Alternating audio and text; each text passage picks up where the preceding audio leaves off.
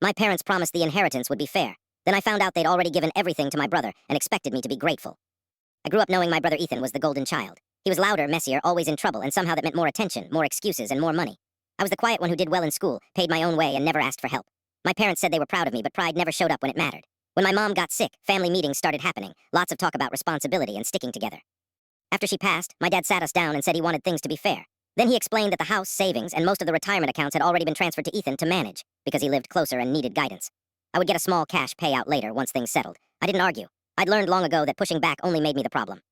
What they didn't know was that 2 years earlier, when my parents asked me to help organize paperwork, I noticed missing statements and quiet transfers and made copies, not out of suspicion, but habit. After the meeting, Ethan told me I was lucky to get anything at all, and that Mom would have wanted it this way. A week later, creditors started calling me about overdue accounts in my dad's name. Cards I didn't recognize. Turns out Ethan hadn't been managing anything he'd been spending. Trips, cars, investments that disappeared.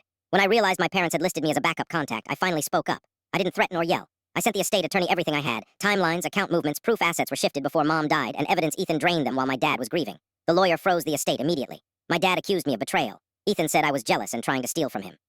But paperwork doesn't care who the favorite is. The court reversed the transfers and held Ethan personally responsible. He lost the house within a year. My dad stopped talking to me and said I'd destroyed the family. Maybe I did, but being the responsible one really just means they expect you to absorb the damage quietly. I didn't break the family, I just stopped being the safety net.